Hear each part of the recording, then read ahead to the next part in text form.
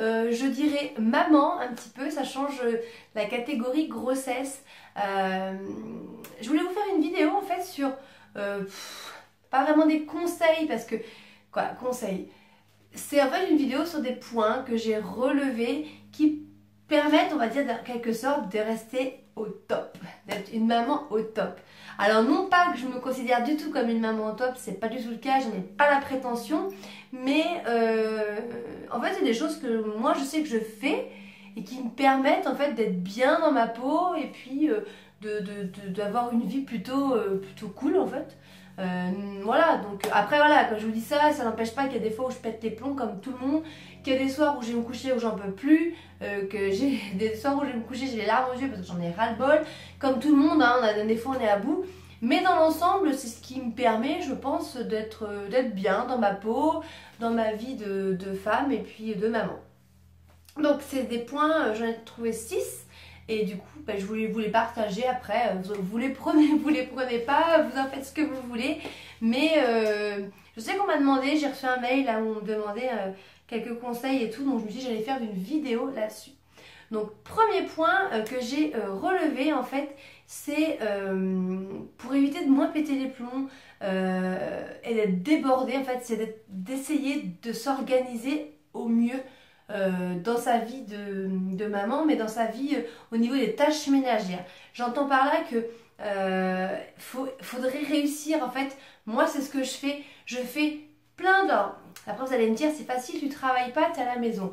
Oui, c'est sûr, mais moi je vous parle pour moi, mais en même temps j'ai envie de dire, voilà, je suis à la maison, donc j'ai pas d'excuse pour pas le faire non plus, vous voyez ce que je veux dire? Ça serait ironique si justement étant à la maison, ma baraque ça serait un taudis. Vous voyez ce que je veux dire? Qu'il y aurait du linge partout. C'est pas. Voilà, je me dis ça. Donc moi j'essaye en fait, et j'essayerai quand je vais reprendre le travail parce que voilà, je sais que j'aime que ma maison soit bien rangée, que ça soit propre. Je supporte pas que quand les gens arrivent à l'improviste qu'il y en ait partout.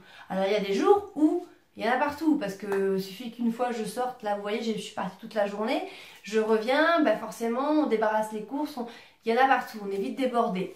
Mais j'essaye au fur et à mesure en fait de m'organiser au mieux, de faire tous les jours. De ne pas se laisser déborder par le linge. Le linge ça va très très vite, c'est facile. Bon, moi je repasse donc c'est pour ça, mais c'est beaucoup plus facile de laver, de mettre à sécher que de repasser. Donc j'essaye de faire au quotidien. Et ça évite d'être débordé et ça évite après du coup d'être énervé, d'être frustré parce que on voit les choses qui s'accumulent et du coup ça nous énerve, ça nous bouffe, ça nous rogne et on n'est pas bien. Donc en fait voilà, moi j'essaie de faire au maximum ce que je peux faire le jour J. Tous les soirs avant d'aller me coucher, je prépare les vêtements de mes fils. Vous allez rigoler et de mon mari parce que mon mari c'est un grand enfant mais voilà, je sais pas. En même temps, j'ai envie de vous dire, quand il choisit ses vêtements, des fois, c'est pas du tout accordé, donc autant que je choisisse.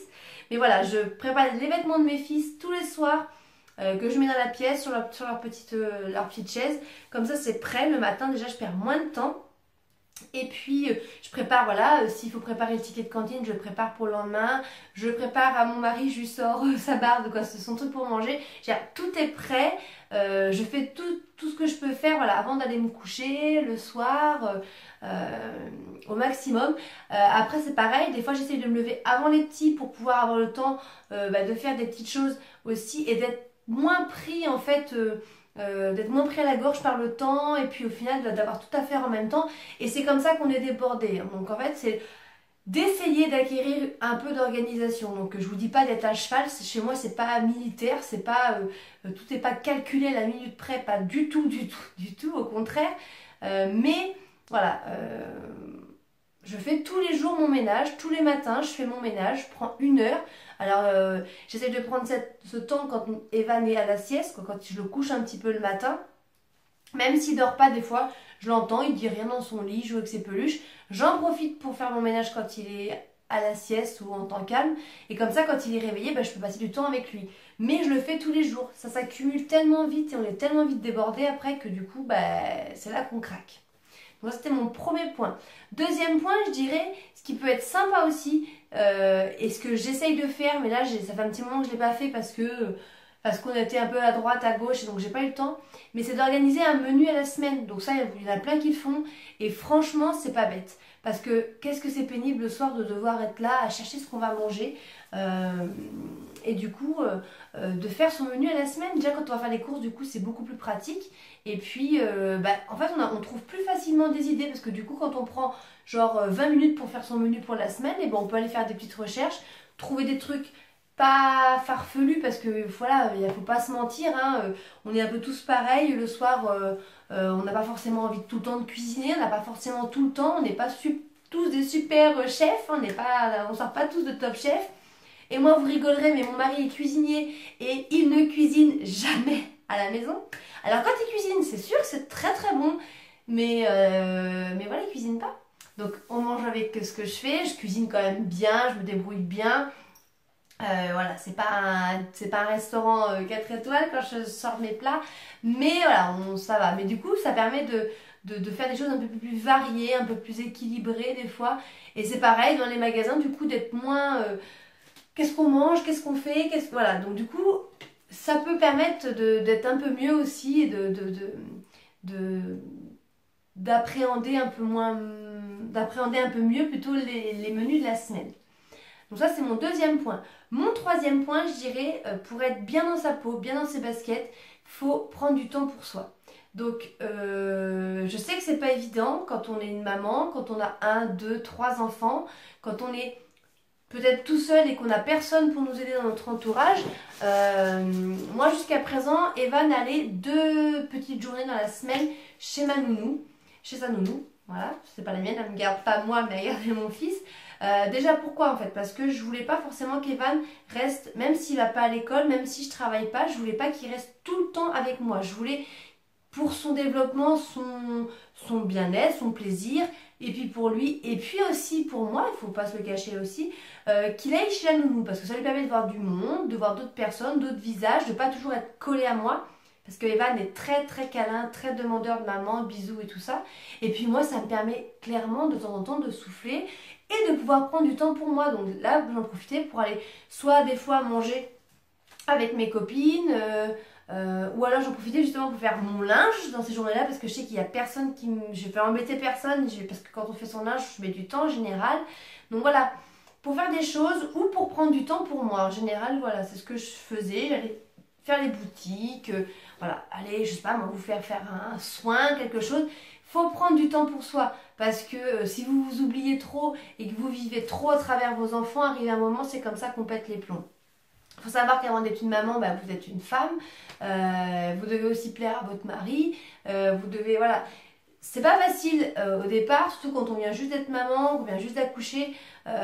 Au tout départ, il faut reprendre ses marques. Puis après, vous verrez que ça vient vite parce qu'on en a...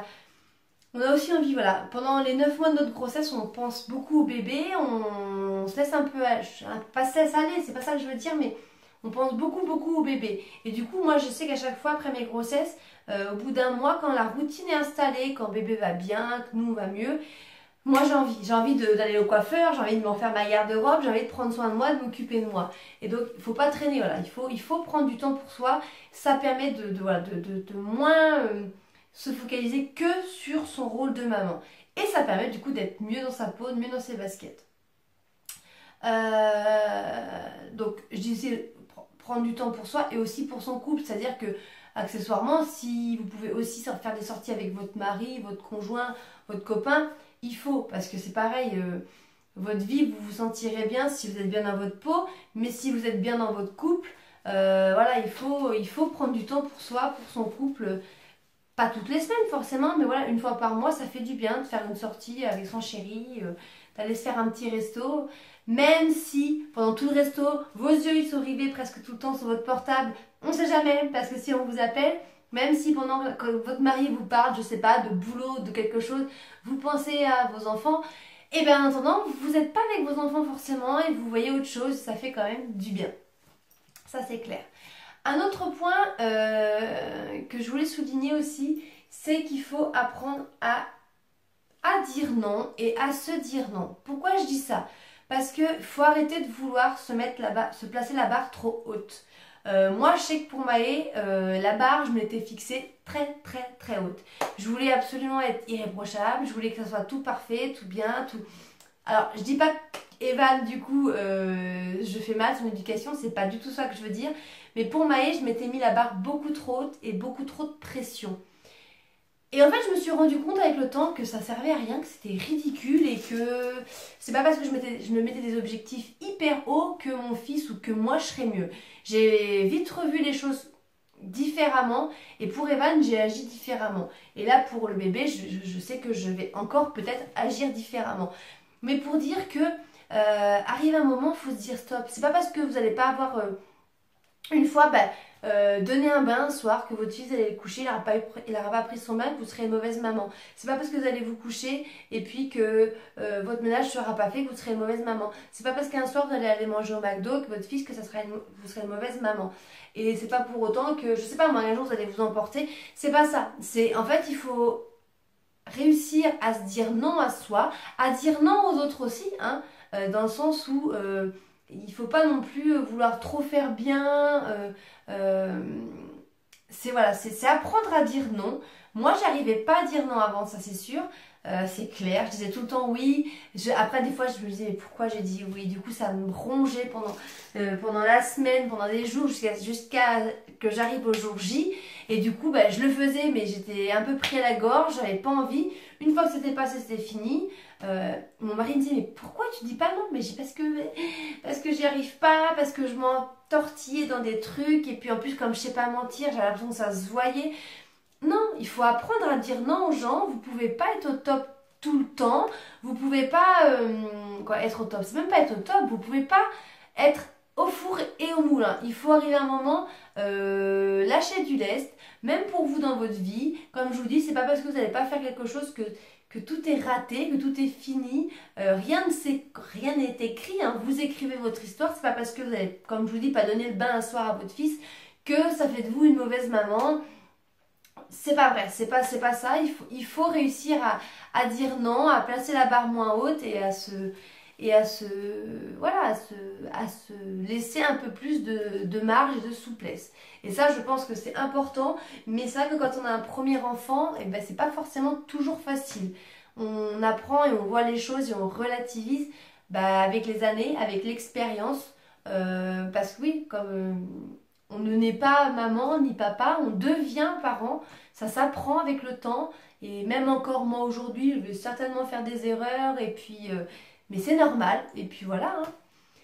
Ça fait partie du jeu, comme on dit. Mais il faut réussir. Voilà. Et du coup, on vit mieux. On vit avec un peu moins de pression. Et on relativise beaucoup plus. Voilà. Et un dernier conseil aussi. Alors, pour moi, alors c'est pas forcément totalement acquis, mais je pense que ça peut l'être. Pour les mamans et tout qui sont pas forcément bien dans leur peau, je pense faut réussir à s'assumer en fait et à accepter son corps de maman. Tout ça pourquoi? Parce que je veux dire qu'en fait, il y a beaucoup de femmes qui se sentent pas bien. Alors moi la première, hein, je sais qu'une fois que je vais avoir accouché, je vais pas me sentir bien. Je vais me dégoûter, voilà. Et il faut réussir à s'accepter et à se dire qu'en fait notre corps il a changé parce qu'on a mis au monde son enfant, parce que voilà, comme je vous dis, hein, c'est pas parce que moi je réatteindrai mon poids peut-être de départ un jour, j'espère, de 58 kilos, que mon corps sera le même que quand j'avais 21 ans. C'est sûr que non. Mon corps il a changé, c'est pas pour avoir eu 3 enfants. Donc du coup, il faut réussir à s'accepter et à se laisser du temps, voilà, pour retrouver sa ligne ou pas. Hein. Mais je sais que ça en frustre beaucoup. Beaucoup de mamans se sentent mal dans leur peau à cause de ça. Mais voilà, il faut se dire aussi que votre corps il a changé pour avoir la plus belle chose qui soit au monde, c'est votre bébé. Et qu'il faut se laisser le temps de retrouver tout ça. Et voilà, moi je sais qu'à chaque fois je suis trop pressée de pouvoir reprendre le sport. Et les 3 quarts du temps, je ne reprends pas le sport. Mais voilà, j'ai hâte de pouvoir retrouver ma ligne. Voilà, on est pressé de pouvoir retrouver notre ligne, de pouvoir retrouver... Et quand on n'y arrive pas, du coup, ça frustre. Mais voilà, j'essayais un peu plus quand même pour Evan de me dire que, voilà, j'ai pris ce poids, c'est pas pour rien non plus. C'était pour faire mes fils. Donc là, j'essaie de un peu moins culpabiliser, de un peu moins m'acharner là-dessus, de focaliser là-dessus. J'espère ne pas prendre 24 kilos, mais voilà, j'essaye de ne pas me focaliser là-dessus pour pas que ça me bouffe la vie au quotidien et que ça m'empêche d'être bien dans mes baskets. Après, on m'a demandé, voilà, qu'est-ce qui fait que je suis souvent joyeuse, que je suis... Alors déjà, je voulais dire que je ne joue absolument pas un rôle du tout. Je fais pas semblant d'être de bonne humeur. Je suis comme ça, je suis comme ça. C'est comme je l'avais déjà parlé, c'est ce qui a fait le succès de notre restaurant. C'était l'accueil, c'était ma proximité. Voilà, je parle facilement, je suis assez sociable quand même. Et puis je suis joyeuse, je suis comme ça, mais je sais pas. Après, c'est vrai que je pense qu'on a une nature en nous, on est ou on n'est pas comme ça. C'est sûr, je connais des personnes dans mon entourage. On a l'impression qu'ils font la gueule, mais en fait, c'est pas qu'ils font la gueule, c'est qu'ils sont comme ça, ils sont nonchalants et c'est leur façon d'être. Du coup, quand on les voit sourire, on se dit, mais qu'est-ce qui se passe? Ils ont bu ou quoi? Non, mais voilà, c'est vrai que ça fait bizarre du coup. Moi, c'est plus à l'inverse, quand les gens me voient faire la gueule, ils se demandent ce qui se passe. Mais je suis comme ça en fait, je suis comme ça, j'ai toujours été d'un tempérament assez fougueux, assez un peu vif comme ça.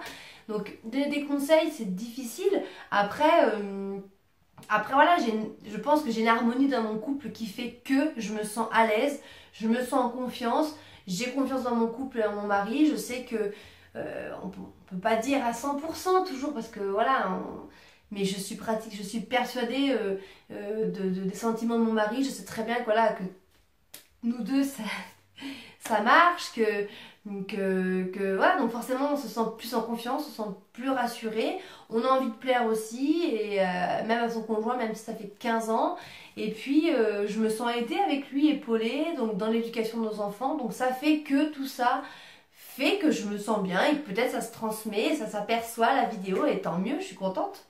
Je vous prépare de toute façon une vidéo sur le couple en général et vis-à-vis aussi des enfants, de l'arrivée des enfants, donc je vous fais ça parce qu'on me l'a demandé. Donc je vais vous préparer tout ça sans problème, mais je vais vous faire des petites notes et je vais préparer ça bien parce que c'est quand même une vidéo qui me tient à cœur, un sujet qui est important, parce que je pense vraiment que le couple en général, eh ben, ça influence vraiment sur l'éducation et sur notre vie au quotidien, et voilà. Donc je sais pas trop si cette vidéo était très claire, je sais pas trop si ça vous a apporté des choses. En tout cas, moi j'ai partagé un petit peu avec vous des choses et des points de vue que je pense qui font qu'on peut être bien dans ces baskets. Après, je suis sûre qu'il y en a encore plein d'autres, hein, des points de vue. Mais là, c'est plus du côté des mamans. Alors, je dis pour être au top, hein, c'est pas parce qu'on fait ça qu'on est au top, c'est pas parce qu'on fait pas ça qu'on ne l'est pas non plus. Voilà, c'est des choses que moi, je fais dans ma façon de faire qui font que je me sens bien dans mes baskets et que pour l'instant, ça se passe bien. Voilà. Et j'espère que ça se passera bien avec l'arrivée de bébé numéro 3 qui va pas tout chambouler et que ça va pas tout dégringoler. Mais bon, sur ce, je vous laisse, je vous fais des gros bisous, je vous dis à très bientôt pour une prochaine vidéo. Ciao!